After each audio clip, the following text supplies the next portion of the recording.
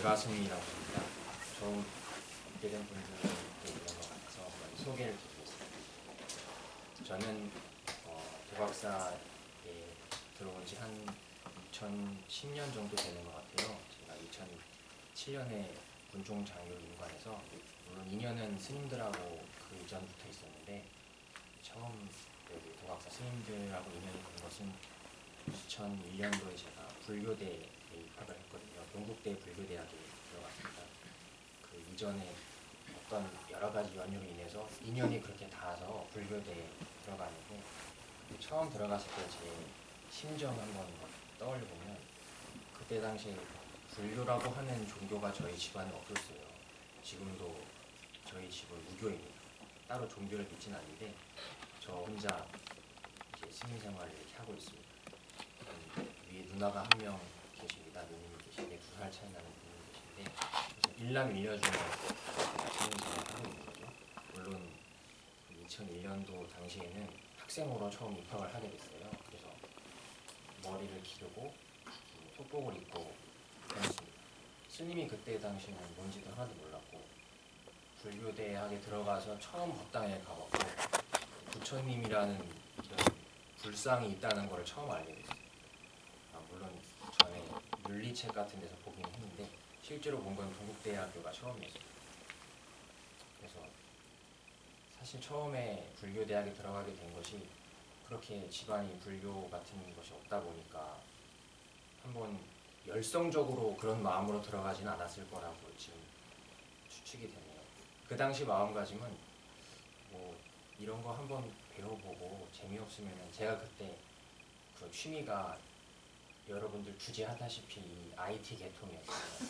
그래서 만약에 제가 불교대 가지 않았으면 좀 용산에서 전전긍긍하고 있을 거라고 생각합니다. 그런 취미였는데 그래서 시험 삼아서 한번 이게 뭐 불교라고 하는 게 뭔지 한번 대충 보고 재미없으면 나는 이제 나의 꿈이었던 용산으로 가야겠다 이런 마음으로 입학을 하게 됐습니다. 그 비하인드 스토리 중에서 제가 보만 선생님을 처음 만나서 도박사 스님들하고 인연이 되게 된 사건이 있었어요. 그때 들으신 분들도 있을 겁니다. 첫 OT 날이었습니다. 그날은 하늘이 우중충하고 비가 내릴락말락하는 날이었죠. 역시 OT 회장 안에 모인 학생들의 표정도 우중충했어요. 그 분위기, 이 갓 태어난 신입생들의 표정이라고는 눈꽃만큼도 찾아볼 수 없이 저는 그게 슬펐어요. 왜냐하면 저희 속가에 아버님이 계신데 그분은 항상 유머로서 모든 것을 승화시키는 분이었거든요. 유머가 없는 이런 광경을 계속 대하고 있기가 힘든 거예요. 그래서 제가 생각해도 그때는 무모한 결정이었는데 제 차례, 소개하는 차례가 됐습니다. 저는 소개를 하기에 앞서서 제가 한번 재미있는 얘기를 해드리겠습니다. 그래서 재미있는 이야기를 시작을 했습니다. 결과는 참담했어요. 아무도 웃지를 않았습니다. 저의 이 정도 웃기는 거라면 먹히겠지라고 하는 게 이 대학이라는 관문이 만만치 않다는 걸 처음 알게 됐어요. 그때 끝나고 이 울상을 짚고 있던 저에게 뒤에 와서 말을 처음 걸어준 분이 누구겠어요? 보만 선생님이 처음 걸어주셨다고. 그때 그 기쁨, 그건 아무도 웃지 않았는데도 나중에 이제 뒤에 와서 재밌었어 이렇게 얘기를 해주는데 그 말투에는 재밌었다는 느낌은 없었어요. 하지만 그냥 말만이라도 얼마나 고맙던지. 그래서 내 얘기를 들어주는 이가, 웃어주는 이가 한 명 있구나. 비록 거짓말이지만 그때 그걸 처음 깨닫게 되고 그 뒤로 보만 스님의 인연을 이어가다 보니 그때 당시엔 도각사가 원주에 그쪽에 계셨는데 그때 스님들을 2001년도에서 2년도에 처음 뵙게 되었던 걸로 기억합니다. 지금 횟수로 따지면 약 10년 좀 넘었는데요.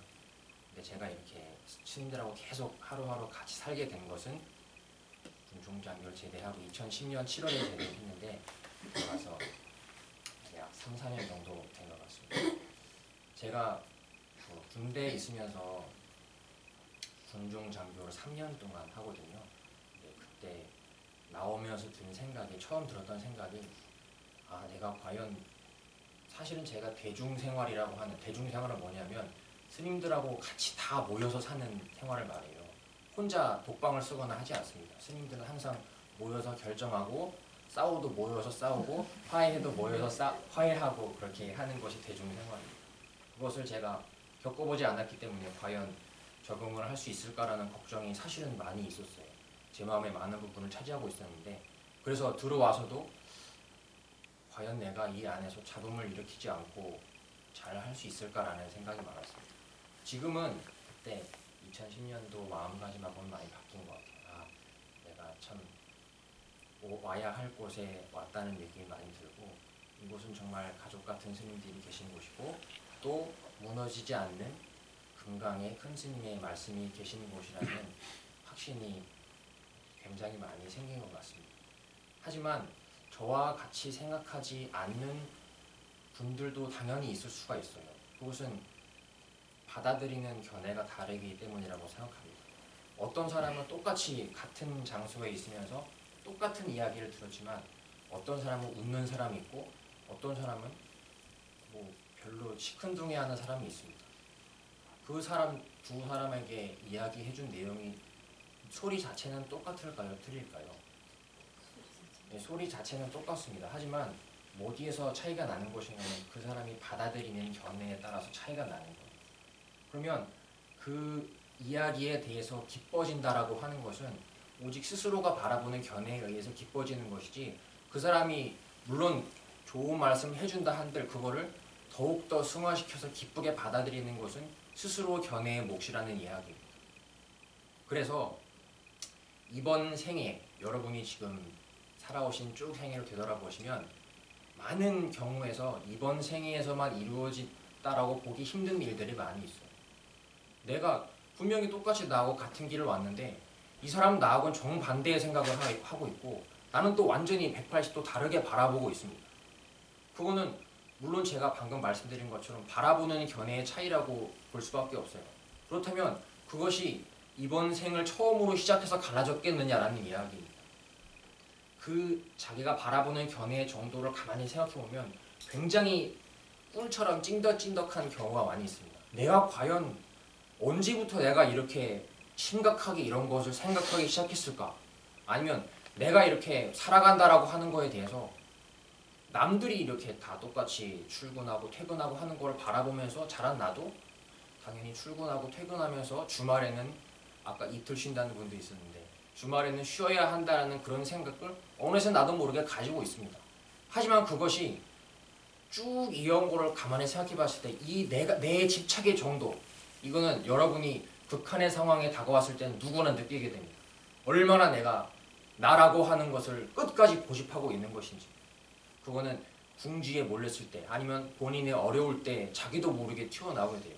평소에는 누구에게나 너무나 좋고 누구에게 그냥 다가가기 쉬운 사람이 있는데도 쉽게 말해서 보증을 사달라, 아니면 이러이러해서 했는데 네 제일 소중한 그거를 좀 잠깐 빌려달라 할 때는 어떻게 되죠? 얼굴색이 반색이 되죠. 너 지금 무슨 소리 하는 거야? 나는 너를 오늘 처음 봤으니까 내일부터는 아는 척을 하지 말도록 해라, 이런 식으로 나오게 됩니다. 도대체 그렇게 갑자기 바뀌는 태도는 어디서 나오는 것일까? 자기도 모르게 끝까지 잡고 있던 그런 고집 같은 것이 누구나 있습니다. 그래서 이따가 오늘 부처님의 생애를 말씀드리는데 그때도 나오겠지만은, 부처님이 이제 오셔서 소중한 법문을 남겨주고 가셨는데, 그러한 부처님의 언행과 행동, 이러한 것들이 이번 생에 이루어진 것이 아니고 그 이전에 무수히 많은 생 동안 이렇게 부처님으로서 설법을 하실 수 있는 공덕을 쌓지 않았다면, 과연 부처님이 이렇게 피고록나고 냄새나고 찐덕찐덕한 정으로서 맺어진 이 사바세계에 오셔서 직접 몸으로 인간의 몸을 받아서 오셔가지고 인간의 몸을 뛰어넘는 이 뛰어난 법을 설하시는 일이 과연 가능할까? 과연 이번 생만으로? 그럴 수가 없다라는 이야기가 나오는 거죠. 그래서 여러분이 지금 앉아서 나름대로 바라보고 있는 이 견해는 절대로 요번 한 생에서만 이루어진 것이 아닙니다. 그래서 스님들이 전생을 이야기하시고 이 이전에 살았는지를 어떻게 알 수 있을까라고 스님들이 말씀해 주실 때는 지금 그 사람이 바라보는 행위, 지금 그 사람이 바라보는 견해의 수준을 보면 그 앞에 어떻게 살았는지 알 수 있다라고 할 수 있는 이야기가 바로 이번 생으로 시작된 것이 아니고 계속 이어져 왔다는 것을 알 수 있는 것입니다. 그것을 논리적으로 본다면 여러분이 이번 생 말고 이 앞에도 수없이 많은 생을 여러분이라는 기분으로, 즉 나 아자를 써서 나라는 기분으로 써 왔었는데 그 끝에 결국에 와 있는 끝 종착점이 지금 여기 앉아 있는 여러분입니다. 그렇다면 수없이 많은 무수한 생애의 견해들이 모여져서 지금 여러분의 견해를 만들게 되었다면 이것들이 앞으로 계속 이어질 것이라는 것도 금방 알 수 있습니다. 여러분이 여지껏 자기만의 어떤 남들에게 아무도 말하지 않은 죄책감이라던가 그런 게 있었다라고 가정을 해보면 여러분이 그거를 아직 지우지 않고 계속 담아왔었어요. 그렇다면 오늘 법문이 끝나고 이제 집에 돌아가는 동안에 갑자기 그 내가 신경 쓰고 있던 죄책감, 죄들이 생각이 났습니다. 그 생각을 쉽게 떨칠 수 있을까요? 없을까요? 절대로 쉽게 떨칠 수가 없어요. 왜냐하면 내가 여지껏 믿어왔던 것 중에 많은 부분이 그 죄라고 하는 것, 내가 왜 그랬을까 하는 그런 후회들로 가득 차 있었기 때문에 그 다음 순간에도 완전히 이걸 180도 바꿔서 바라보기는 힘들다는 이야기입니다. 이게 습관이라고 하는 것이 이어지는 법칙인데, 그렇다면 여러분 앞전에 수많은 생이 있었다면 이번 생으로서 모든 게 끝날 것이라는 생각 또한 어리석다는 걸 알 수 있습니다. 여러분이 지금 하는 말, 여러분이 지금 하는 생각, 여러분이 지금 몸으로 하는 행동들, 이런 것들이 이번 생으로만 이루어진 것이 아니라면 이런 나의 지금 말하는 한마디, 내가 지금 생각하는 수준, 나의 행동들이 이번 생 말고도 다음 생에 씨앗이 될 거라는 생각을 반드시 하셔야 됩니다.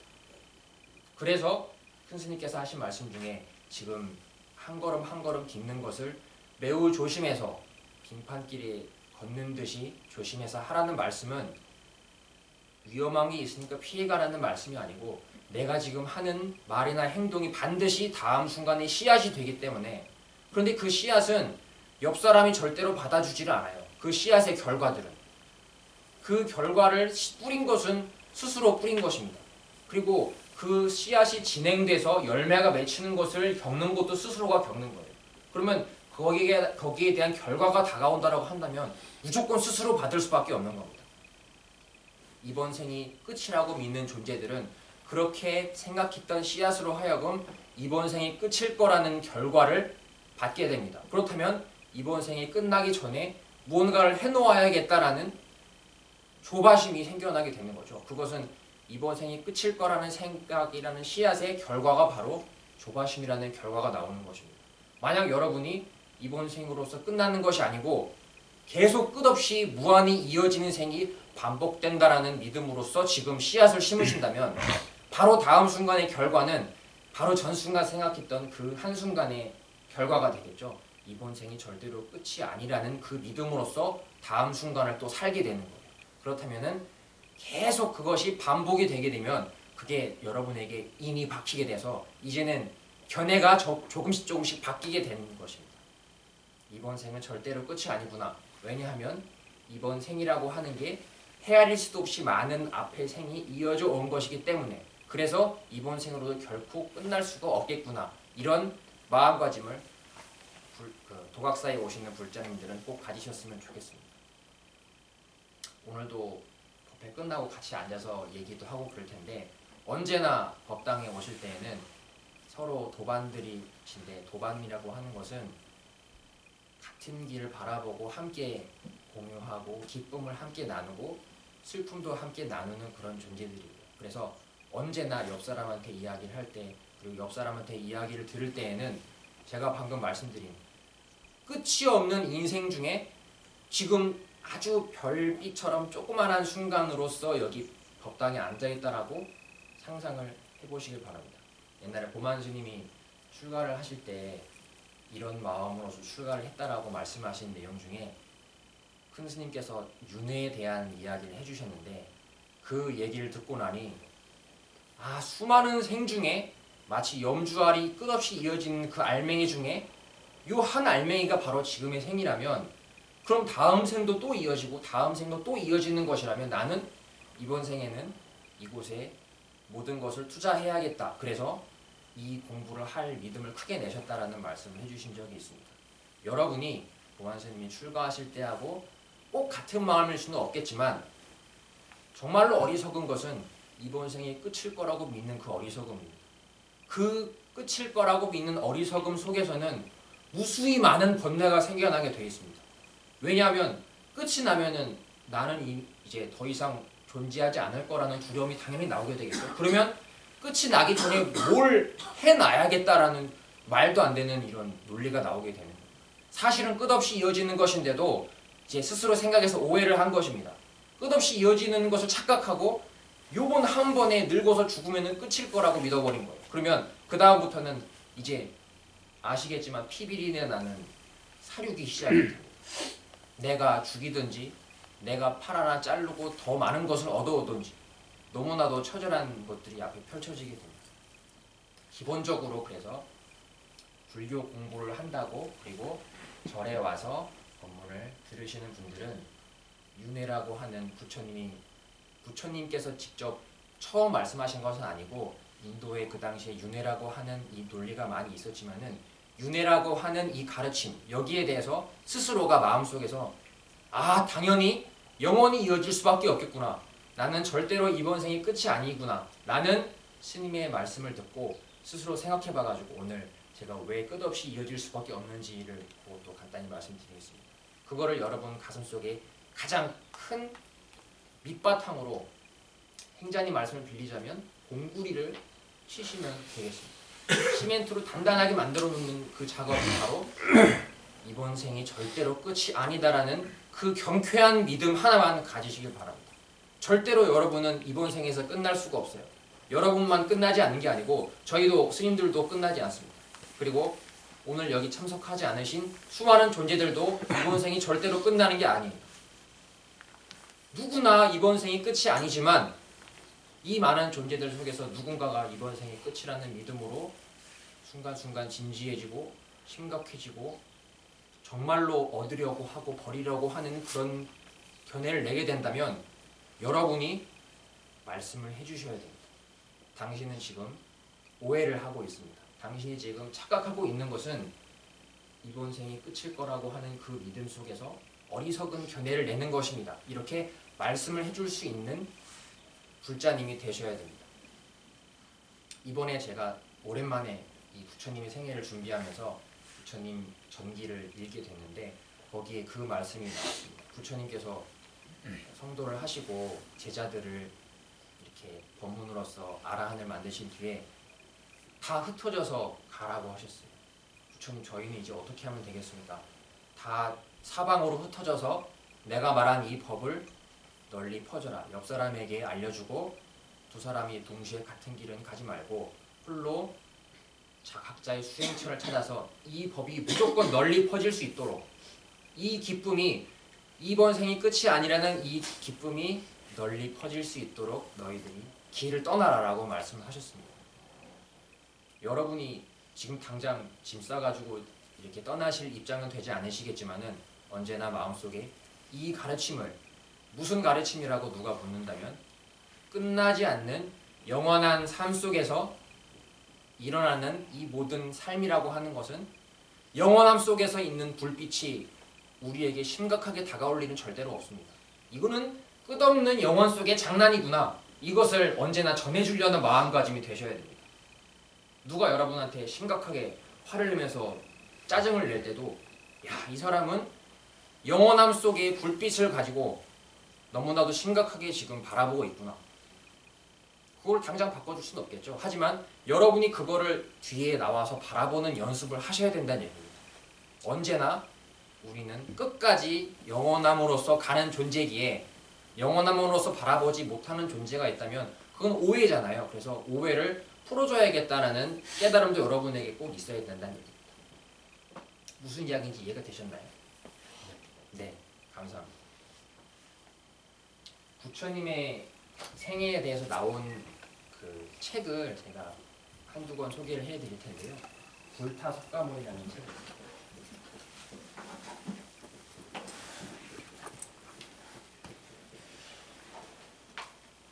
와타나베 쇼토.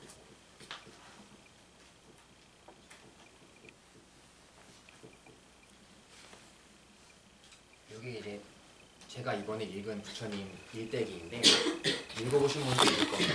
거기 이야기 형식으로 해서 부처님이 인도에 태어나시고 이제 성도를 하셔서 전법을 굴리시고 나중에 열반하실 때까지 내용이 자세하게 나와 있습니다. 법정 스님이 그 번역을 하셨는데요. 꼭 한 번씩 읽어보시기 바랍니다. 그리고 팔상록이라는 책이 있습니다. 이 책도 제가 그 이름만 알고 있었지 이번에 처음 끝까지 다 구석구석 보지는 못했고 전체 이제 개요만 한번 훑어보게 되었는데 이것도 중간중간에 팔상이 이제 부처님이 쭉 평생 동안 하셨던 것을 8가지 모습으로 나눠 놓은 거예요. 그거를 중간중간에 그림이랑 같이 나와 있는 책입니다. 이게 제가 저자는 잘 기억이 안 나는데 이따 법회 끝나고 여쭤보시면 저희가 그 책 한번 보여드리겠습니다. 이 2가지 한번 나중에 시간 나실 때 읽어보시면 부처님이라고 하는 제가 처음 경북대 불교대에 들어갔을 때 부처님이라고 하는 거에 대해서 아무것도 모를 때 그 마음 속에는 부처님의 일대기를 공부해야겠다는 그런 생각이 전혀 들진 않았었어요. 근데 제가 이제 스님 생활하면서 스님 공부를 하면서 자연스럽게 이러한 가르침을 제가 오늘 처음 이야기합니다. 영원토록 끊어지지 않는 윤회 속에서의 경쾌한 한 걸음 한 걸음 이런 내용들을 가르쳐 주신 분이 과연 누구일지 이렇게 여러분이 궁금증이 나실 수가 있을 겁니다.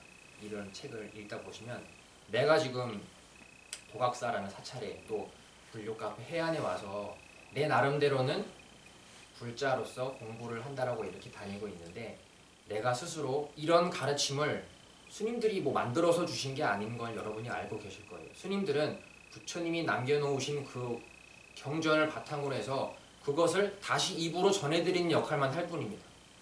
여러분이 정말로 부처님 말씀을 듣고 기뻐졌다면 그것은 사실 석가모니 부처님께 감사하셔야 되는 이야기예요. 아무리 감사하고 감사해도 석가모니 부처님이 내려주신 그 커다란 공덕, 여지껏 죽는다라고 믿었던 나의 믿음을 죽지 않는 것으로 바꿔주신 그 커다란 공덕은 과연 우리가 몇백 생의 몸을 바쳐서라도 갚을 수가 없다라는 말씀이 있습니다. 그런 마음으로 부처님 생애를 한번 읽어보시면 큰 도움이 되실 거라 생각합니다. 제가 그 팔상이라고 하는 8가지로 내용 나눠놓은 거를 제목만 간단하게 설명드리고 또 거기에 대해서 설명을 잠깐 덧붙이고 자세한 내용을 여러분이 책으로서 습득하실 수 있을 거라고 생각합니다. 첫 번째는 혹시 응천 거사님. 예. 반갑습니다. 잘 지내셨어요? 예, 잘. 네. 여기 혹시 거사님 불타석 부처님 생애를 읽어보신 적이 있나요? 그 지금 열거해 주신 예. 책은 못 읽어봤고요. 다른 책을 읽어본 경험이 있어요. 아, 예. 그때 당시에 대충 느낌은 어떠셨어요? 처음 읽고? 그 당시에요. 네. 지금 읽어봤다면 알았을 텐데요. 네. 그 당시에는 그 왕위를 버리고 예, 예. 왕위를 버리고. 때문에 네. 좀 대단하시다 네. 생각을 했습니다. 예. 그리고 뭐 의문도 들었고요. 어떻게 며칠간 보리수 나무 아래에서 이렇게 명상인가요? 예. 좌선. 좌선에 보셨다가 깨달음 얻으셨다고 했는데 과연 그렇게 앉아 있으면 깨달음을 얻을 수 있는가라는 그런 또 의문이 좀 들었던 기억도 나고요. 네. 그런 기억이 있습니다. 예. 말씀 내용으로 유추해 보건데 그때는 이제 화병이 생기기 전 말씀하셨는데요. 화병을 항상 가지고 네. 팔상에서 첫 번째 혹시 이 팔상이라고 하는 거 기억나시는 거 있으실까요? 첫 번째는 도솔내의 상이라고. 적지 않으셔도 되고 이런 게 나중에 책에도 아마 등장을 하게 될 겁니다. 도솔레이상은 부처님이 이제 인간의 몸을 받아서 내려오시기 전에 도솔천이라는 곳에서 어디에 태어날지를 고르신다라는 내용이 나와요. 왜냐하면 너무 가난한 집에 태어나게 되면 공부를 할 수 있는 여건이 되지 않습니다. 너무 부귀한 곳에 태어나게 되면 부귀 향락 때문에 또 공부를 할 수 있는 여건이 되지 않습니다. 그래서 너무 부귀도 아니고 너무 가난하지도 않은 곳을 골랐는데 그때 당시에 인도에 4가지 계급이 있었다고 해요. 그 중에서 바라문, 크샤트리아, 수드라, 바이샤 이렇게 4가지 계급이 있는데 바이샤 쪽으로 갈수록 천한 계급입니다. 바라문은 왕족을 얘기하고 그래서 두 번째 크샤트리아라는 그 왕족으로 나기로 하셨다라는 말씀도 나오고 어디가 좋을지 그런 장소를 또 고르셨다는 말씀이 나와요. 도솔천에서 이제 인간 세계를 바라보면서 이곳에 어디 나서 말씀을 펼치면 좋을지 어떤 가문이 좋을지를 보신다는 내용입니다. 도솔레이상이 그런 내용이고 두 번째는 기람강생상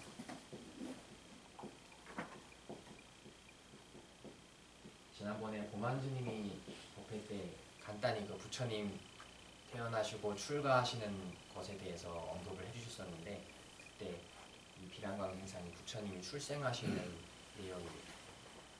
그 부처님 혹시 어머니하고 아버님 성함 기억나시는 분 있으신가요? 공거사님 혹시? 마야부하고 네.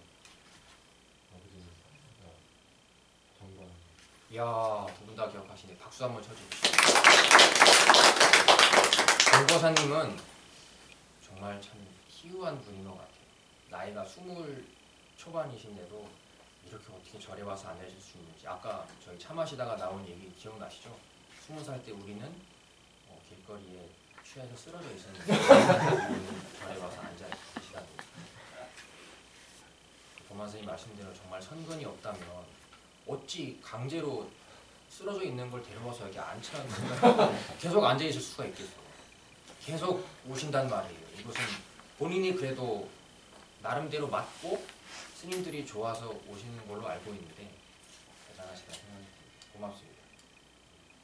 정관왕하고 마야부인 사이에서 이제 석가모니 부처님 처음에 태어나실 때는 석가모니 부처님이라는 칭호를 불리지 않았고 태자로 이렇게 호칭이 되어 있습니다. 시타르타라고 고타마 시타르타라고 그러는데 그 마야부인이 무우수 금심이 없는 나무를 붙잡고 태자를 출생하시고 부처님께서 동서남북 상하 육방으로 일곱발자국씩 걸으시고 천상천하 유아독존이라고 하셨다는 법문이 나와 있습니다. 출생에서 삼원유관산이 3번째.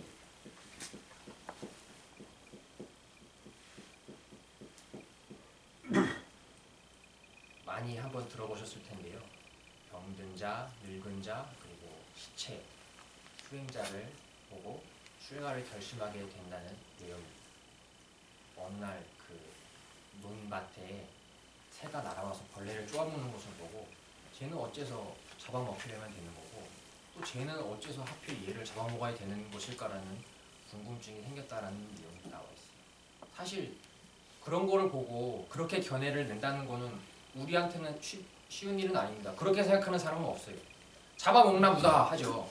근데 어째서 이렇게 잡아먹고 잡아먹혀야 되는 것일까라는 궁금증은 당연히 바라보는 견해가 틀리다는 것을 생각해 볼 수밖에 없습니다.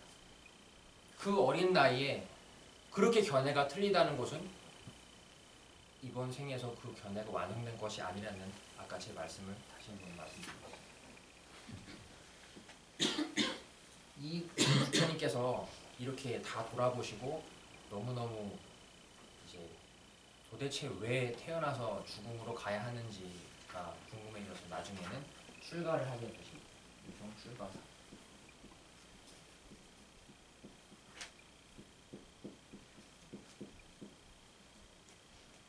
출가를 하신 뒤에 설산수도상이라고 하는 다음 그 상이 나오는데 이제 수도를 하시게 되는 거예요. 그때 당시 본인 견해로는 부처님 견해로는 깨달음을 얻어야겠다. 무슨 깨달음인가 하면 이 사문에서 보았던 이런 괴로움을 벗어나는 깨달음을 얻기 위해서 수행을 해야겠다라고 히말라야 산으로 가서 고행을 하기 시작합니다. 처음에 바로 출가를 하시자마자 깨달음을 얻으신 게 아니고 6년 동안 고행을 하셨다고 해요. 그때 당시에 많은 고행자들을 따라서 뭐 안 먹는 것도 하고 잠자지 않는 것도 하고 가시방석에 눕는 것도 하고 힘든 거를 다 해보신 뒤에 아무런 이득이 없다라는 결론을 내시고 보리수 나무 아래에서 이제 홀로 아까 거사님 말씀하신 좌선을 하시기 시작했습니다. 이성 출가상 뒤에 수화 한마산, 설산수도산.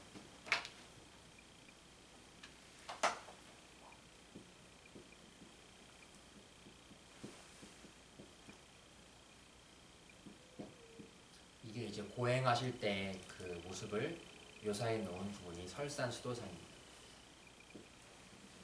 그래서 보리수나무 아래로 가서 좌선을 하시기 시작한 모습을 나타낸 것이 수화항마산입니다.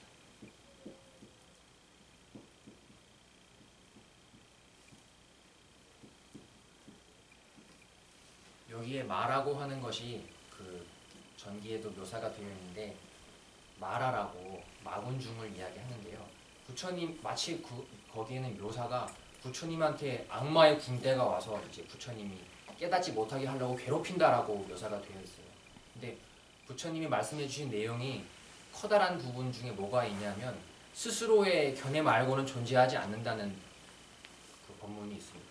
그러면 악마의 군대라고 하는 것도 사실은 스스로 생각 속에 생기는 번뇌들을 비유한 것이지 부처님 밖에 무슨 군대 1사단이 와가지고 이게 치고 싸우고 이랬던 게 아니라는 것을 말씀드립니다. 수화항마상. 그래서 깨달음을 얻으시고 노권 전법상.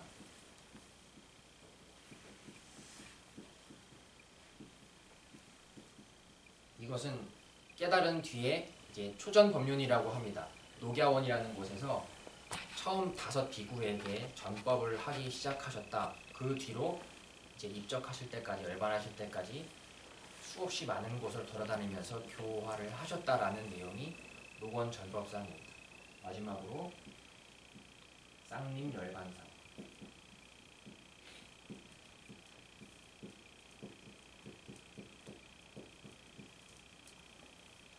나이 그 세수는 80으로 나와 있는데요.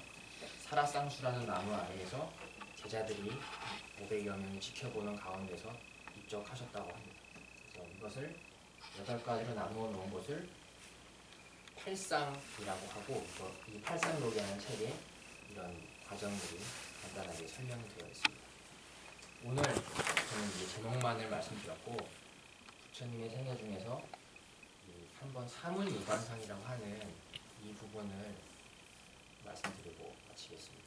이 내용이 제 나름대로는 또 이번에 법회를 준비하면서 큰 스님께 질문을 드렸는데 스님께서 어떤 부분을 중점으로 설명을 해야겠습니까? 라고 여쭤봤더니 부처님께서 출가를 하시게 되는 그 과정 그리고 왜 출가를 하게 되었는지 출가를 하게 된 이유 그런 것들에 대해서 말씀해주면 좋을 것 같다고 말씀하셔서 이 내용을 한번 간단하게 말씀드려보겠습니다. 혹시 사문에서 본문, 남문, 서문, 북문 이렇게 차례대로 나갔는데요. 처음 동문에 나갔을 때 본 게 뭔지 양성근 거사님 혹시 기억나세요? 네. 늙은이. 예, 늙은이.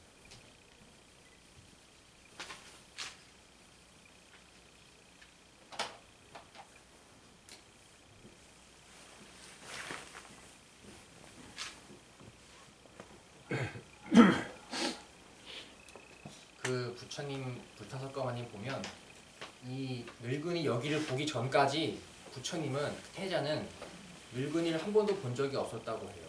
왜냐하면 왕궁에서 이 밖에 이렇게 행렬을 나갈 때 보기 싫은 것들은 다 치웠다라고 합니다. 왜냐하면 좋은 것만 보여드려야 되니까, 아름다운 것만 보여드려야 되니까. 근데 그때에는 이제 부처님이 되기 위한 인연을 지어주시려고 정거천인이라는 분이 내려와서 이 늙은이로 화해가지고 변해서 길거리에 이렇게 뒹굴고 있었다고 하는 거예요. 쭈글쭈글해가지고 이렇게 지팡이 짚고. 그래서 태자가 이때 처음 보게 된 거죠. 저게 뭐 하는 거냐고. 한 번도 본 적이 없는 건데 뭘 보니까 저거는 늙은이라고 합니다. 이름도 모르셨겠죠?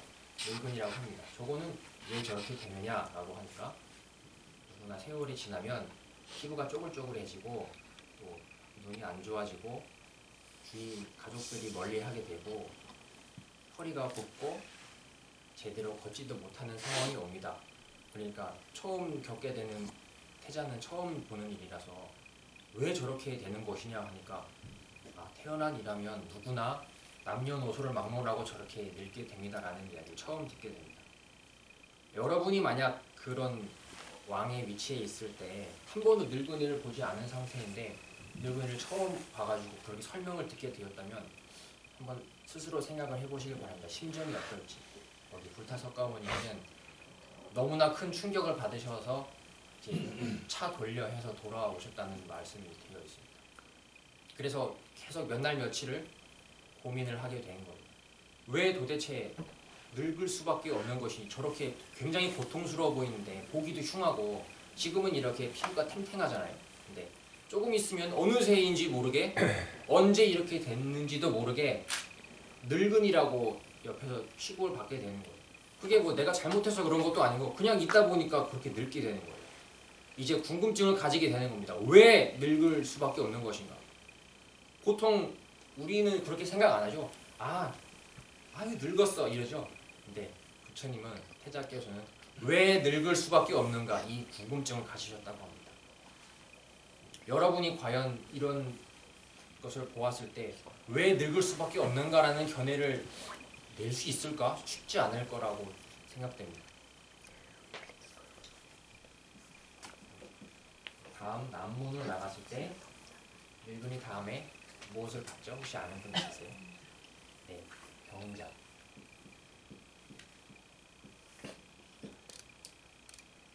자기가 토해놓은 거 위에서 막 뒹굴면서 너무너무 신음하는 것을 그때 또 인연에 맞추려고 정거천인이 병자로 화해서 병든 사람으로 있었다고 합니다. 이제 또 처음 본 거예요, 부처님께서. 그래서 물어봅니다, 시자. 저거는 뭐냐라고 했더니 저것은 병든 사람입니다. 그래서 왜 저렇게 고통스러워하느냐. 누구나 시간이 들면 늙게 되고 아까처럼 쭈글쭈글해지고 노쇠에서 병이 들게 되어 있습니다. 저거는 왜 저렇게 되는 것이냐. 누구나 태어난 문제는 남녀노소를 막론하고 저렇게 됩니다. 나도 혹시 저렇게 되는 것이냐 라고 하니까 예 그렇다고 합니다 라고 해서 또 큰 충격을 받으셨다고 합니다. 다시 어떻게 해요? 차 돌려 해가지고 돌아왔습니다. 더욱 큰 충격을 받은 태자는 이제 왕에게도 그 이야기가 들어갈 거 아니에요. 그럼 왕이 이제 돌아오실 때마다 걱정을 하시는 거예요. 옛날부터 태자가 이 새가 벌레를 잡아먹는 것만 봐도 도대체 왜 저렇게 자꾸 잡아먹혀야 하는지 궁금증을 내는 걸 보고 출가를 할 거라는 걱정을 한 끝에 이런 또 행동이 나오게 되니까 더욱 출가가 걱정이 나는 거예요. 출가하면 또 대가 끊기게 되잖아요. 그래서 그 경호를 더 엄하게 하고 거리를 더 깨끗하게 치워라 이렇게 엄하게 명령을 내렸다고 합니다. 근데 또 나오게 됩니다. 나중에 서문으로 나가게 되는데 거기서는 장례 행렬, 시체를 보게 됩니다. 당연히 정거천인이 다시 시체로 해서 장례 행렬을 만들어 놓았는데 그거를 처음 보게 되는 거죠. 또 태자는 아이고 저거는 또 뭐냐 그러니까 저것은 죽은 사람입니다. 그래서 왜 저렇게 되느냐라고 하니 누구나 태어나게 되면 얼굴이 쭈글쭈글해지고 노쇠에 병들어서 결국에는 죽게 됩니다. 왜 저렇게 되냐? 나도 저렇게 되는 거냐? 그랬더니 예 안타깝지만 태자도 그렇게 되실 수 있습니다 하니까 너무 큰 충격을 받아서 다시 차 돌려서 돌아오십니다. 그래서 너무너무 안 좋은 것만 바라보기 시작하게 된 거예요. 처음에는 왕궁 안에서는 아름답고 이쁜 것만 보다가 향락만 즐기다가 이번 생이 끝일지 아닐지 생각도 못한 상태로 좋은 것만 보고 좋은 것만 먹고 감각적 즐거움만 다인 줄 알고 그렇게 사시다가 이제 동문, 남문, 서문으로 가면서 이게 실제의 모습이라는 것을 깨닫게 되신 겁니다. 심지어는 나도 이렇게 될 수 있다는 것을 보고 지금의 생활과는 너무나도 틀린 거잖아요. 여러분 스스로에게도 지금 생활에 굉장히 만족을 하고 있었는데 어느 날 갑자기 내일 당신 안 됐지만 죽어줘야겠습니다라고 하면 그거를 순순히 받아들일 존재가 어디에 있겠어요. 한 번도 생각해 본 적이 없는 커다란 고통인데 그리고 여지껏 내가 이루어 놓은 것들 내가 사랑하는 것들 다 순식간에 없어진다라는 생각을 하면 정말로 참을 수가 없을 겁니다. 그래서 이때 시체를 보시고 나서 돌아오신 뒤에 왕이 너무너무 화가 나서 더 깨끗이 치우라고 했다고 합니다. 근데 우리의 정거천리는 멈추지 않습니다. 국문으로 나갔을 때 수행자를 만나게 됐습니다. 스님을 만나게 됐는데 멀리서 볼 때에도 너무너무 얼굴이 고귀해 보이고 뭔가 저분이라면은 내가 지금 하고 있는 태어나서 병들고 늙어서 죽는 것에 대한 해답을 줄 수 있을 것만 같다는 생각이 들어서 이제 질문을 하고 답변을 들어보니 해결할 수 있을 것 같다는 믿음이 생기는 거예요. 이때 당시에 태자에게 드는 생각은 그러면 지금 이 왕궁 안에서는 아버님 정반왕도 아버님이 출가를 하지 말라고 제발 출가만 하지 말아다오라고 했을 때 물어본 질문이 그거였다고 합니다. 아버님께서 늙음을 해결해 주실 수 있습니까? 아버님께서 병들고 죽는 것을 해결해 주실 수 있다면 저는 출가하지 않겠습니다 라고 했습니다. 아버님이 들을 때에는 터무니없는 질문이죠. 어떻게 그거를 내가 해결해 줄 수 있겠느냐, 그것은 할 수 없다. 그랬더니 그때 태자가 그러면 저는 출가하겠습니다라는 뜻을 비췄다고 합니다. 근데 이제 수행자를 뵙게 되시면서 큰 확신을 갖게 된 거죠. 이 늙고 병들고 죽는 것을 저분이 하는 수행으로서 해결할 수 있다라고 하니 그러면 나의 길은 당연히 저 수행자를 따라서 출가하는 길밖에 없다라고 출가를 결심하시게 된다는 내용이 사문유관상입니다. 동문의 늙은이, 남문의 병자, 그리고 서문에서 시체를 보시고 북문에서 수행자를 보시고 그날 이 수행자를 보시고 출가의 결심을 굳힌 상태에서 저번에 고만 스님이 설명해 주신 아들이 태어나게 돼요. 아들 이름 기억나시나요? 라훌라라는 이름을 가진 아들이 태어나게 됩니다. 그래서 그 아들이 태어난 날 밤에 밤에 그 말을 타고 성을 넘어서 출가를 하시게 되었다고 합니다. 보통은 이제 아들이 태어나면 태어났으니까 좀 뒤치다꺼리 좀 해주고 출가를 해야지 해서 뒤치다꺼리 해주다가 계속 뒤치다꺼리를 하게 되죠. 근데 매우 단호하게 아이의 얼굴도 보지 않았다라고 해요. 태어났다는 얘기만 듣고 바로 커다란 장애가 생겼구나라고 생각하시고 출가를 하셨다고 합니다. 이것 또한 역시 그냥 우리들의 견해에서 볼 때는 어떻게 그럴 수가 있을까? 그렇게 사랑해서 낳은 자기의 대를 잇는 자식인데 그거 태어났다는 소리를 듣고 얼굴도 안 보고 보살님 얼굴도 보지 않고 바로 출가를 할 수가 있을까? 참 우리들의 견해하고는 완전히 다른 방향으로 바라보시고 계셨다는 것이 그만큼 이 늙은이 병자 시체를 보시면서 이곳에 대해서 너무너무 이곳은 고통스러운 것이구나. 만약에 이렇게 늙어서 죽는 게 누구나에게 오는 것이라면 그래서 이거를 해결해야겠다는 생각이 제일 먼저였기 때문에 그 라울라가 태어난 날 밤에 바로 출가를 하실 수 있었을 거라고 생각이 됩니다. 누군가 이제 여러분한테 와서 사문유관상에 대해서 물어본다면 이런 내용을 설명해 주시면 됩니다. 아셨죠? 예. 부처님께서 부처님 성도를 이루시기 전에 출가를 하시게 된 이유들이 이렇게 네 가지 문에서 이러한 것들을 만난 후에 밤에 라울라가 태어난 날 밤에 출가를 하시게 되었다는 이야기. 그래서 오늘 저는 여기에 대해서만 말씀을 드리겠습니다. 저희 금적 스님께서 안심위원을 운영하시는데 거기에 연세가 많이 드신 분들이 많이 오세요. 근데 가끔씩은 되게 안타까운 광경을 많이 봅니다. 거기가 2층이라서 계단을 올라가야 되는데 보통 사람들이 갈 수 있지가 않고 한 이 정도 돼야 계단 한 칸 한 칸이. 그래서 너무 힘듭니다. 근데 한 걸음 한 걸음도 불편하신 분들이 그 2층을 이제 올라오셔야 되는 경우가 많이 있는 거예요. 옆에 손잡이가 있기는 한데 이제 병원에 올라가기까지가 너무너무 커다란 관문입니다. 마치 여기서 느끼는 고통과도 똑같이 그분들이 올라오시는데 거의 한 10분 넘게 걸리는 분도 있어요. 그래서 제가 그때 얼마 전에 병원에 갔을 때 너무너무 오래 걸려서 올라오신 할머니 보살님이 계셨는데 그분이 치료를 받고 저희도 이제 같이 우연히 나오게 됐어요. 근데 저희는 차를 타고 나오는데 그 보살님은 한 저희보다 20분 정도 먼저 요금을 수납하고 출발을 하셨더라고요. 근데 차를 타고 이제 절로 오는 도중에 그 국도로 가는 길 굉장히 위험한 곳인데 거기를 이제 배낭을 짊어지고 다시 돌아가시고 있는 거예요. 그 보살님께서. 근데 허리가 거의 90도로 굽어져 있는데 걸음 보폭이 거의 한 뭐 10cm, 15cm 정도 됩니다. 너무너무 천천히 거기를 거의 방금이라도 쓰러지실 것 같은 걸음걸이로 계속 가시고 있는데 누가 그 모습을 보고 치료를 받고 괜찮아지신 분이라고 생각을 하겠어요. 근데 그분은 그렇게 힘든 한 걸음 한 걸음을 옮기시면서 병원에 오셔서 치료를 받고 그 힘든 한 걸음 한 걸음을 떼면서 돌아가시는데 너무너무 느린 속도로 가실 수밖에 없잖아요. 차를 또 못 타셨나 봐요.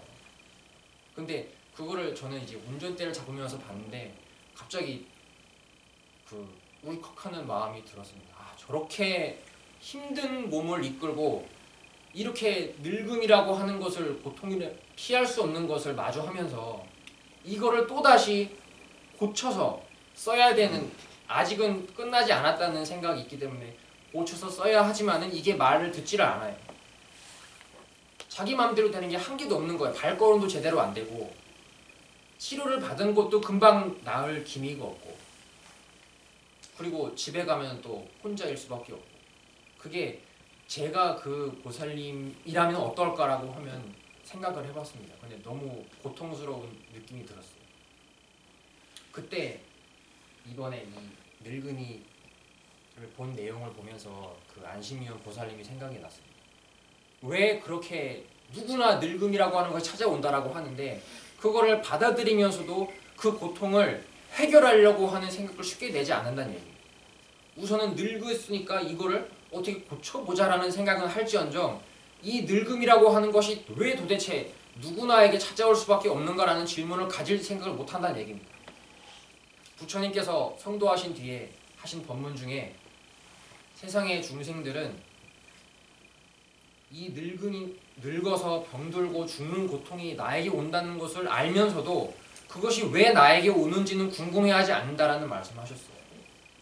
제일 중요한 것이 나에게 바로 앞에 닥쳐진 늙음이라면 그리고 늙어서 반드시 나에게 병이라고 하는 것이 올 수밖에 없다면 그리고 죽음이라고 하는 것이 누구나 피해갈 수 없는 것이라면 이거는 커다란 고통이라는 것을 누구나 제일 먼저 알아야 됩니다. 스님들이 그래서 스님이 되는 것이고 이 생로병사의 고통을 해결한 부처님의 말씀을 따라서 공부를 하는 거예요. 여러분도 역시 가장 먼저 밖에서 생활을 하시면서도 또 한 달에 한 번씩 이렇게 법회를 오시면서도 염두에 두셔야 하는 것은 인생이라고 하는 것은 태어났기 때문에 지금 이렇게 삶이 있게 되는 것이고 태어났다라고 하면은 반드시 늙음이 찾아오게 되고 병이 찾아오게 되는 것인데 내가 늙게 되면 안심위원회에 가봐야겠다. 아니면 내가 병들면 안심위원회에 가봐야겠다. 내가 죽으면 장례를 누구에게 맡겨야겠다라는 생각보다 먼저 하셔야 되는 것은 아 이거를 먼저 해결을 해야겠구나. 왜 나에게 이렇게 고통이 찾아오게 되는 것인가. 나는 이런 고통은 싫기 때문에 늙음이라고 하는 고통, 병들고 죽는다는 고통을 나는 해결을 해야겠다는 다짐을 꼭 하시면서 다니시길 바랍니다. 이 다짐을 하지 않는 이상은 이곳에서 일어나는 모든 일들이 힘들게 다가오지를 않아요. 지금 여러분들이 하루하루 나갔다 들어오고 또 같은 패턴으로 반복하시는 분도 있을 것이고 또 교대하는 분도 있을 것이고 한데 이것이 실로 매우 힘든 일에도 불구하고 또 언제 어느 순간에 여러분에게 병이 찾아올지 모릅니다. 또 언제 어느 순간에 여러분의 가장 가까운 사람이 그냥 없어져 버리면은 그걸 사람들은 뭐라고 그런다면 죽었다라고 얘기를 하는 거예요. 그냥 있던 사람이 없는 거를 죽었다라고 해요. 근데 여러분은 그동안 쌓아왔던 그 수많은 기억들, 그거를 없애버릴 준비도 되지 않았는데 순식간에 없어져 버리면 그냥 계속 눈물만 나는 겁니다. 그것을 앉아서 울기 전에 왜 과연 죽을 수밖에 없는가, 이거를 해결해야겠다라고 만약에 마음을 먹으셨다면 그때는 이제 부처님의 말씀을 받아들일 준비가 되셨다라고 생각해도 됩니다. 하지만 여러분이 밖에서 지금 이렇게 힘들게 하루하루 가는 것이 정말로 이것은 힘든 것이구나, 야 정말로 이것은 끝까지 영원하게 행복할 수가 없는 길이구나 라는 생각이 들지 않으신다면 아직은 인연이 부처님 법을 간절하게 받아들일 준비가 되지 않았다라고 밖에 할 수가 없어요. 부처님께서 처음 성도를 하시고 지나가다가 마주친 사람이, 제가 이름은 정확히 기억이 안 나는데 그분한테 부처님이 깨달으신 바를 간단하게 말씀하셨다고 해요. 나는 이제 천상천하에서 유아독존이라고 하셨던 말씀처럼 모든 법칙을 다 통달했고 나는 부처다. 궁금한 게 있으면 나에게 물어라 라고 했더니 우다카라는 분이라고 했었습니다. 우다카라는 분이 바라보면서 그러면 저에게도 죽지 않는 법을 내려주십시오 라고 했을 것 같은데 그렇게 물어보지 않았다고 합니다. 그분이, 우다카라는 분이 한 말이 그럴 수도 있겠군요 라고 지나쳐 갔다라고 해요. 그래서 인연이 되지 않는 분들은, 때가 되지 않는 분들은, 또 가르침을 아직 받아들일 인연이 되지 않는 분들은 안타깝게도 전할 수가 없다는 것이 당연한 법칙입니다. 아무리 금 같은 말씀을 해드린다 하더라도 받아들이는 쪽에서 이 말씀이 간절할 정도로 받아들일 자세가 돼 있지 않으면 그것은 금과 같은 말씀으로 다가올 수 없다는 얘기예요. 무슨 얘기인지 아셨죠?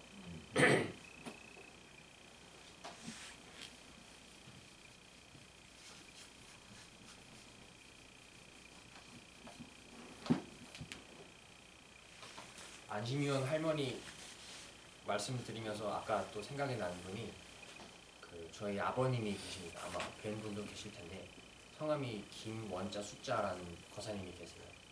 그분이 이제 제가 스님이 되고 나서 유일하게 가끔 얼굴을 보여주시고 또 전화 통화를 하는 분이 아버님입니다. 저희가 옛날 이제 2001년도에 제가 불교대학에 들어갔다고 했잖아요. 그 전까지는 그냥 저희 집안이 되게 편안하게 화목하고 어떤 집이든지 저희 집안은 그렇게 특별히 큰 싸움이 없었어요. 뭐 칼이 날아가고 이런 싸움이 별로 없었어요. 저는 뭐 말다툼 하시고 삐지고 이런 것이 이게 이렇게 보통 가정에서 심하게 싸우는 거구나 이런 건 줄 알았는데 이제 나와서 출가를 해서 얘기를 들어보니 너무 심한 얘기들이 많은 거예요. 내가 있던 곳은 참 그때 얘기로 하자면 정말로 행복한 곳이었구나라는 것을 생각하게 됐습니다. 그게 지금 되돌이켜보면 김원수 거사님 때문에 그랬던 것 같아요. 그분은 언제나 유머가 있으셔서 지금 제가 하는 개그는 그 세 발의 피해도 미치지 못합니다. 제가 대학교 오리엔테이션 때 했던 개그는 그분이 아마 그 개그를 보셨다면 저를 매우 혼내셨어요. 이런 것은 이치에 맞지 않다라고 꾸짖었을 겁니다. 네. 언제나 그 유쾌하신 그분도 저도 출가를 하고 나서 알게 됐습니다. 출가를 한 뒤에 큰 스님을 뵈러 이제 부모님이 오신 적이 있었는데 그때 이제 아버님의 힘들었던 얘기들을 뱉으시는데 저는 그때 사실 처음에는 약간 아쉬웠던 부분이 왜 전에 내가 집에 있을 때는 이런 이야기를 할 법도 한데 한 번도 하지를 않았을까. 그리고 너무나도 힘들었던 그 얘기들을 저는 한 번도 들어본 적이 없었거든요. 근데 거기에서 그렇게 말씀을 하시는 거 보고 저렇게 항상 유머 있고 위트 넘치는 분이 말을 하지 않으신 내용들이 되게 많구나라는 것이 있었습니다. 간단한 예화가 있는데 저희 아버님께서 신혼 때 계란을 어머님께서 한번 해주셨는데 너무너무 맛이 있을 수가 없잖아요. 신혼인데. 그런데도 맛있다라고 얘기를 한 인연으로 그것이 씨앗이 된 거죠. 다음에 계란을 3판을 사오셔서 한 달 내내 계란만 주셨다는 그 얘기를 하셨어요. 저는 당연히 몰랐죠. 저는 아마 어릴 때였을 테니까. 얼마나 고통스러우셨을지. 어떻게 그거를 한 달 동안 계속 먹을 수가 있어요. 바뀌질 않는다는 얘기예요. 그때 당시 제 기억나는 게 한 달 내내 준다는 거예요. 계란을. 야, 그거를 저한테 한 번도 얘기하지 않으시고 저 고통을 어떻게 감내하셨을까. 물론 이것이 고통의 전부는 아니지만은 그 아버님께서 지금 생활하고 계신 곳이 지금 환갑이 넘으셨는데도 계속 직장을 다니시고 있어요. 근데도 너무너무 힘든 분야를 맡고 있습니다. 사람들 상대하는 일이에요. 인사인데 그 한 사람 한 사람이 전부 누구냐면 빌딩에 세를 들어있는 사람들이라고 합니다. 거기에는 온갖 인상들이 다 있는데 그 사람들의 그 단결된 노조를 이제 막아내야 하는 입장에 있는 거예요. 그거를 한 사람 한 사람 달래고 달래면 이제 또 다른 사람이 육두문자를 하면서 딱 문을 부수고 들어오고 그러면 또 달래고 하는 일을 평생 동안 그쪽을 담당하신 분이에요. 얼마나 힘들까. 근데도 그분이 그 일을 누구를 위해서 하느냐. 저는 이 얘기도 출가를 하고 나서 생각해 보게 됐습니다.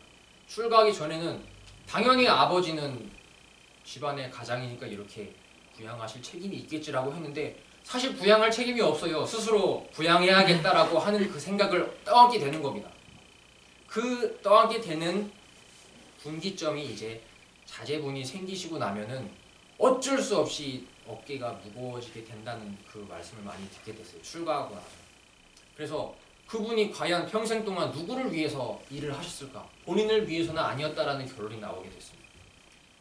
오직 내가 아닌 남을 위해서, 회사에 가서는 내가 아닌 위에 사람을 위해서, 내가 아닌 나하고 아무 상관도 없는 회사를 위해서 계속 온 정력을 다 소모하고 돌아와서는 또 이제 투자를 누구한테 하냐면 내가 아닌 아내를 위해서, 내가 아닌 자식들을 위해서. 잠자고 나서 일어나면은 다시 차를 운전하고 나가야 됩니다. 무엇을 위해서? 내가 아닌 남을 위해서. 그러면 스님들께서 자주 하신 말씀 중에 평생 동안 남의 종노릇을 하는 거 말고 뭐가 있느냐는 말씀을 하셨어요. 딱 한마디 토시가 다르지 않습니다. 남의 인생을 살아주는 거 말고 그때 아버지가 그렇게 계속 노력해서 지금 남아있는 것이 무엇이 있느냐는 얘기예요. 지금 조금씩 이제 병도 오시고 있고 늙어가고 있고 본인도 아직 아버님 본인도 여기 도박사 스님들께 말씀을 제대로 받을 인연이 안 되셨기 때문에 죽음이라는 것도 언젠간 오리라는 두려움도 있으실 거란 말이죠. 근데 그게 엄청나게 커다란 고통으로서 다가올 텐데도 불구하고 그동안 했던 습관이 어떤 것인가 하면 내가 아닌 남을 위해서 그냥 무작정 계속 일해서 가족을 살리는 것, 그 기억만 가지고 계신 겁니다. 그게 바로 기억을 바탕으로 견해를 내는 법칙인데 평생 동안 해오신 게 몸을 계속 가만히 놔두지 않고 움직이는 기억을 쌓았고 그리고 그것을 바탕으로 내가 해놓은 것이니까 내가 책임져야 되고 내가 먹여 살려야 된다는 그 기억을 바탕으로 또 견해를 계속 내게 되신 겁니다. 지금 하루하루 나가시고 있는 이 모습이 제가 가끔씩 가다 통화를 하면서 예전과는 다른 좀 힘들다는 그런 뉘앙스를 많이 받고 있어요. 요새는 이제는 지치셔서 그럼 이제 오래 하셨으니까 쉬십시오 라고 하면 쉴 수가 없다라고 하시는 거예요. 도대체 왜 쉴 수가 없습니까? 평생 동안 가족을 위해 봉사하셨는데. 그러면 돈 나갈 때가 많다는 거예요. 돈 나갈 때가 이제 저는 이제 돈 대출 같은 거 해달라고 안 하니까 저는 걱정이 없고 누님도 하는 순간 이 누님이 지금 그 독일에서 공부를 하고 있단 말이에요. 거기에 끊임없이 계속 돈이 들어가는데 그거를 사실 본인이 부담을 하게 내버려둬도 됩니다. 근데도 여지껏 해왔던 일들이, 그 기업들이, 그 안타까운 견해들이 내가 해주지 않으면 누가 해주겠냐. 이거는 사실 오해에서 비롯된 허망한 생각들이거든요. 근데 이 허망한 생각을 본인 스스로 계속 믿으신 나머지 계속 해줘야 되겠다는 걸로 계속 일을 하시고 있습니다. 저는 통화를 할 때 안타깝지만 아직 인연이 되지 않았다라는 그 말씀밖에는 드릴 수가 없어요. 제가 드릴 수 있는 법문도 언제든지 이곳은 열려 있으니까, 도각산이 열려 있으니까, 스님들은 열려 있으니까 아버님이 힘드시거나 지치셨을 때 오셨으면 좋겠습니다라는 말씀을 드리고는 있습니다. 제가 지금 이 자리에서 여러분에게도 똑같이 아버님에게 드린 것과 같은 말씀을 드리자면 여러분도 이 법을 공부하시면서 이 영원히 끝나지 않는 윤회 속에서 이번 생이 아주 조그마한 점과 같다고 했잖아요. 이 점에 무슨 중요한 것이 있을 수가 있겠고 무슨 심각한 것이 있을 수가 있을까? 라는 믿음으로 갖고 있는 분들이 여기 모였다라고 저는 믿습니다. 그렇다면 이렇게 같은 믿음을 가진 사람끼리는 같은 곳에서 같은 곳을 바라보면서 가는 게 제일 행복한 일이에요. 그래서 스님들이 지금 꿈꾸고 있는 것이 여러분들하고 같이 사는 것이 꿈입니다. 그래서 여러분들이 계실 곳도 마련하고 여러분이 함께 있을 수 있는 환경도 마련하려고 지금 노력을 하고 있는 중이니까 나중에 인연이 되면 꼭 스님들하고 같이 삽시다. 아셨죠? 네. 네. 스님들도 꼭 그러한 일이 일어나리라고 확신을 하고 있습니다. 제가 오늘 드린 말씀은 수많은 계란 세 판을 제외한 고통이 더 있지만 그 아버님 고통 그리고 안심미용 고통 그게 나오게 된 이야기가 이제 동문, 남문, 서문에서 보았던 늙어서 평생 동안 무엇을 위해 일하는지도 모르게 일하고 나니 이제 몸이 망가지기 시작해요. 아 그러면 이제 나를 위해서 써야겠다. 나를 위해 투자를 해야겠다라고 하는데 세월이 너무 많이 흘러버린 거예요. 이걸 고치기에는 너무 시간이 늦어버렸어요. 아 그럼 젊었을 때부터 내가 나를 위해 투자를 할 걸 막 생각합니다. 그럼 이제 젊은 때로 갈 수가 있나요? 절대로 갈 수가 없어요. 지금 여러분이 허튼 생각을 하나 해서 그것을 진지하게 받아들였어요.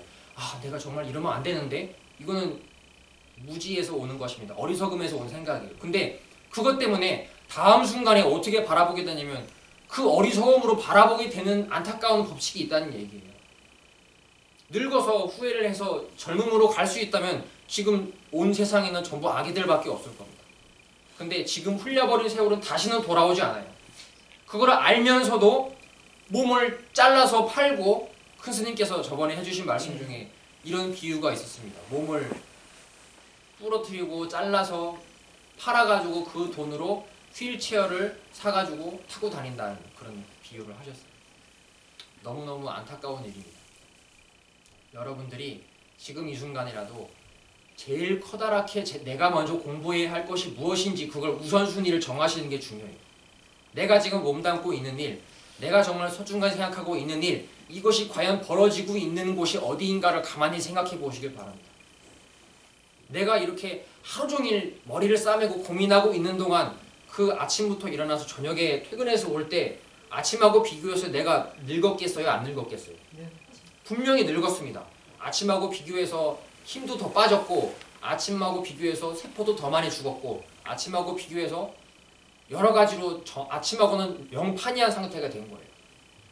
꼭 우리가 아이 때하고 늙었을 때로 확 바꿔서 생각할 필요가 없습니다. 아침부터 저녁까지만 봐도 아침하고는 완전히 다른 내가 되었고 아침에 생각할 때 그 나하고 저녁에 생각할 때 나는 완전히 다른 나입니다. 아침에 있던 나는 아예 없어져 버린 거예요.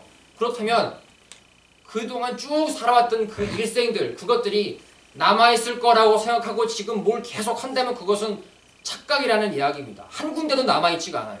그 증거가 바로 큰 스님께서 법회 때마다 이 박수를 치는 비유를 드셨죠. 이 박수 소리가 어디에 갔냐고 물어보시면 자취도 없이 사라졌다라고 밖에 말할 수가 없습니다. 어디에도 남아있지 않은 거예요.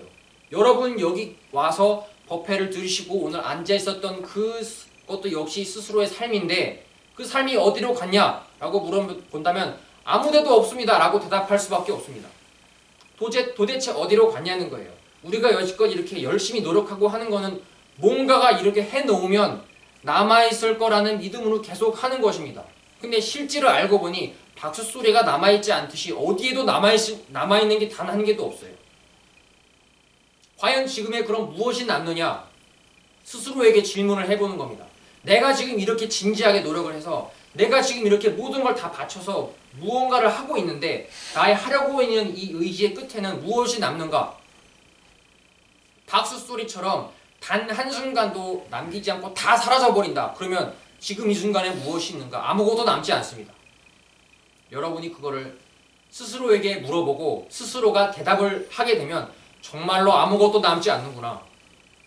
내가 지금 심각한 생각을 해도 아무것도 남지 않고 내가 지금 편안하게 바라본다 해도 아무것도 남지 않고 야 아무것도 남지 않는구나 하고 편안해졌다 해도 그것도 역시 아무것도 남지 않고 지금 이 자리에는 아무런 일도 일어나지 않습니다. 정멸보궁이라고 절에 모셔져 있죠. 정멸이 바로 이곳을 이야기하는 것입니다. 왜 정멸이라고 하느냐? 왜 고요하다고 하느냐? 무언가 일이 일어나는 듯하지만 그거 어디에 있느냐? 나한테 줘봐라. 어느 순간에 잡을 수 있느냐 묻는다면 아무도 잡아올 수가 없어요. 그게 바로 우리가 여지껏 늙어서 병들고 죽음이라는 것이 펼쳐지고 있던 삶이라는 것입니다.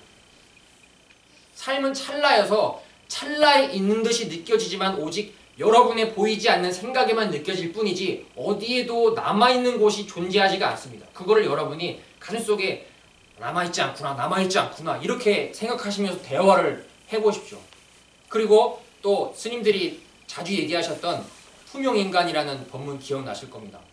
진짜 나라고 하는 것은 언제나 하루 종일 손을 들고 밥을 먹을 때 숟가락을 떠서 입으로 가지고 하고 걸어가고 얘기하고 하다가 어느 순간 우리가 생명의 끈이 끊어졌다라고 하면 이 몸이라는 것이 픽 힘을 잃고 쓰러져 버리고 온데간데 없이 그냥 정신만 잃어버리면 죽었다라고 합니다. 그러면 평생 동안 누가 살았냐고 물어보는 거예요. 몸이 살았느냐 아니면은 보이지 않는 놈이 살았느냐라고 물어본다면 누가 살았다라고 대답할 수밖에 없겠어요. 평생 동안 산 놈은 몸이 산 게 아니고 몸을 움직이는 보이지 않는 놈이 살았다라고밖에 할 수 없는 겁니다. 그러면 이제 스스로에게 아무것도 남지 않아 아무것도 남지 않아 라고 또 하면서도 또 야 이렇게 아무것도 남지 않아 라고 하는 놈 역시 보이지 않는 놈이야 라는 믿음도 계속 주입을 시키십시오. 그게 스스로의 기억이 돼서 다음 생에 씨앗이 되니까. 왜냐하면 이것은 진실이기 때문에 제가 이 말씀을 드리는 것입니다. 석가모니 부처님의 말씀을 받들어서 그 경전에 나온 말씀을 토대로 제가 지금 말씀을 드리는 내용은 진짜 나의 모습은 죽을 수 없는 투명한 인간이고 죽을 수 없는 놈이 왜 죽을 수 없다라고 하냐면 투명하기 때문에 죽을 수 없는 거예요. 투명한 놈 앞에 벌어지는 모든 일들은 투명함 속에서 일어나는 반짝반짝이는 별들과 같은 것입니다. 세상적인 말로 얘기하면 쉽게 와닿지 않으시겠지만 정말로 이렇게 한번 바라보시길 바랍니다. 지금 내 앞에 펼쳐지는 모든 일들은 투명한 놈 앞에 드러나는 투명한 허공에서 일어나는 마치 연기와 같은 것. 아무도 내 심정을 대신 느껴주지 않고 아무리 내가 힘들어도 옆에서 느껴줄 수가 없으니 이것은 결국 나 혼자만 느끼는 세상이라는 이야기고 오직 나 혼자만 느끼는 세상인데 그 나라고 하는 게 뭐였는지 가만히 보니까 죽었을 때 몸을 놓고 간다면 보이지 않는 놈이 그렇게 하고 있었다는 결론이 나오는 겁니다. 오직 나만의 세상이지만 그 오직 나라고 하는 것이 보이지 않는 놈이고 그 보이지 않는 놈이라면 생겨났다라고 말할 수 없으니 그래서 불생불멸이라고 반야심경에 나오는 겁니다. 생겨나지 않았기 때문에 나는 원래 사라진 놈이 아니구나. 이 믿음을 가진 후에 늙고 병들고 죽는 것을 다시 한번 보는 것입니다. 과연 내가 정말로 늙는 존재였던가? 과연 내가 정말로 병들 수가 있는 존재인가? 과연 내가 죽을 수가 있는 존재인가? 절대로 이러한 일이 있을 수 없는 게 바로 깨끗하고 투명한 여러분의 진짜 모습입니다. 그것으로 나를 삼고 가는 거예요. 아, 정말로 나는 투명한 나구나. 아, 정말로 나는 투명한 정신이구나. 그러면 내 앞에 있는 모든 일들은 투명한 정신 속에 벌어지는 일들이구나. 그러면 여러분의 기억 속에는 탁한 기억이 아닌 투명한 기억들이 쌓이게 됩니다. 청정업이 쌓이게 되는 거예요. 그러면 그렇게 바라보게 되는 순간이 많으면 많아질수록 여러분이 죽지 않을 수 있게 되는 시간이 길어지게 된다는 얘기입니다. 여러분은 점점 자기의 본래 고향인 투명함을 찾아갈 수 있는 거예요. 앞에 있는 사람의 얼굴이 어떻게 생겼든 앞에 있는 사람의 행실이 어떻든 저 사람이 나에게 무슨 얘기를 하건 우리 가족에게 무슨 일이 생기건 내 몸에 무슨 일이 생기건 그것은 중요한 것이 아니에요. 언제나 그 모든 것을 느끼고 있는 놈은 보이지도 않는 놈이라는 투명 인간이라는 걸 꼭 잊지 마시고 그럼 그 투명 인간 앞에 펼쳐지는 모든 것들은 재질이 뭐겠느냐? 재질은 전부 투명한 것으로 이루어진 일들입니다. 그래서 박수 소리가 남지 않는 것이고 그래서 욕을 먹은 듯 하다가도 어느 순간 시간이 지나면 아무렇지도 않게 되는 것은 투명함 속에서 일어났던 환상이었기 때문에 그런 거예요. 나의 앞에 펼쳐져 있던 그 모든 생들이 정말로 쭉 있는 것 같지만은 지금 생각 속에만 있는 듯이 느껴질 뿐이지 어디에도 남아있지 않은 이유는 투명함 속에서 일어난 아지랑이 같은 일들일 뿐이었기 때문입니다. 이제 염주알과 같은 영원한 생 속에서 투명한 정신이 홀로 노는 그 기쁨을 한번 맛보시기를 바랍니다. 나는 생로병사에 처한 존재인 줄 알았는데 부처님께서 성을 넘기 전에 늙은이를 보시고 병든이를 보시고 시체를 봤을 때 그 심정을 처음에는 야 얼마나 힘들까, 나도 저렇게 된다면 얼마나 힘들까라고 걱정만 했었는데 알고 보니까 걱정하는 놈이 살거나 죽는 놈이 아니었었더라. 그렇게 여러분이 믿음을 가지시고 당당하게 가슴을 쭉 펴고 누구에게도 꿀리지 않는, 남들이 볼 때는 아 쟤는 왜 저렇게 다른 사람하고 얘기할 때 저렇게 당당할 수가 있지? 저렇게 높은 사람 앞에서도 좀 주눅들 법도 한데 저렇게 당당할 수가 있지? 그 존재들은, 이 도학사에 와서 이렇게 배운 존재들은 그런 존재 앞에 가면 제일 먼저 겉모습을 보지 않고 투명함을 보기 때문에 당당할 수가 있는 거예요. 그 사람의 투명함을 보고 나의 투명함으로써 투명함끼리 얘기하고 있다라고 하기 때문에 언제나 자신 있게 서 있을 수 있는 겁니다. 스님들은 여러분이 그렇게 자신 있고 결단력 있고 힘 있는 존재가 되었으면 좋겠습니다. 오늘 부처님의 생애 본문을 이것으로 마치겠습니다. 고생하셨습니다.